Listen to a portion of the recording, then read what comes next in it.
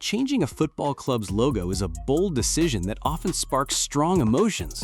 Most clubs treat their badge as sacred, something you just don't touch. That's why logo changes are rare, but when they do happen, there's usually a deeper story behind them. Why would a club risk tradition for a new look?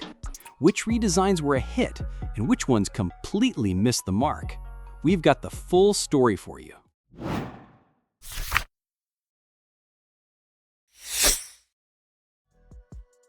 Juventus deleted their stripes, their crest, even the bull, and replaced it with the letter J. And this is why it happened.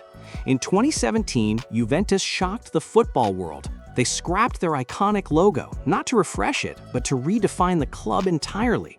Because Juve didn't just want to be a football team anymore. They wanted to become a global lifestyle brand. Sleek merch, bold marketing, and a logo you'd recognize even on a runway. It was a move aimed at fashion, culture, and global visibility. Fans were furious at first, but over time, that bold move turned Juve into a merchandising machine. Love it or hate it, the J worked. So what do you think? Was it visionary branding, or should they have stuck to their roots? Leeds United rebranded with a new logo and deleted it just 24 hours later. Here's why it failed. In 2018, Leeds unveiled a bold new crest, a faceless figure doing the Leeds salute. It was meant to honor the fans, but instead, it sparked massive outrage. Why? Because fans felt it was generic, soulless, and looked like it belonged on a fitness app, not a football badge. It completely ignored the club's identity. No Yorkshire Rose, no white and blue pride, no history. To make it worse, most supporters said they weren't even properly consulted. So when the new crest dropped, it felt like a corporate decision, not a football one. The backlash was instant. Over 70,000 fans signed a petition in just one day. Social media lit up, the media mocked it, and the club pulled the plug. They scrapped the logo, issued a public apology, and quietly moved on. It's probably the shortest-lived logo in football history, and a powerful reminder. A football badge isn't just a design, it's identity, and you don't change that without your fans.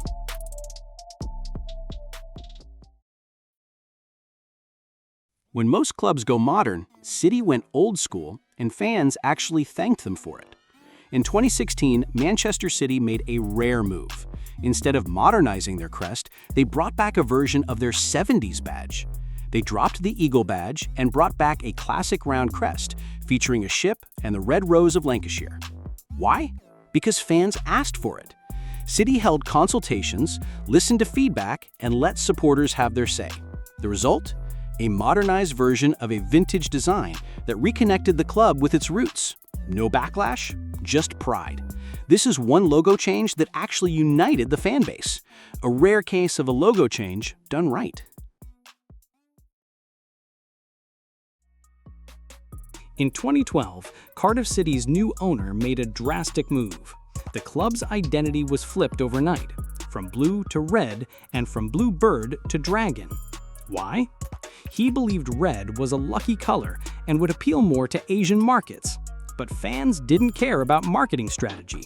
Mass protests followed. The message was loud and clear. By 2015, the pressure worked.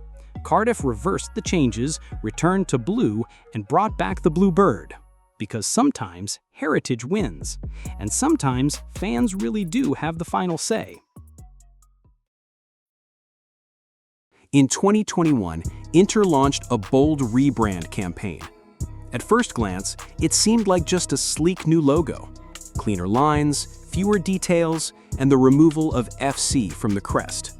But behind it was a deeper message. The redesign was rooted in the duality of the club's identity, Internazionale and Milano. Internazionale reflects the club's founding values. Inter was created in 1908 to welcome foreign players when other clubs excluded them. From day one, Inter stood for inclusion, diversity, and global ambition, a tradition that continues with their international fan base and global presence. Milano, on the other hand, ties the club to its cultural roots. Milan isn't just a city, it's a global capital of fashion, design, and innovation. And Inter wanted their new crest to reflect that.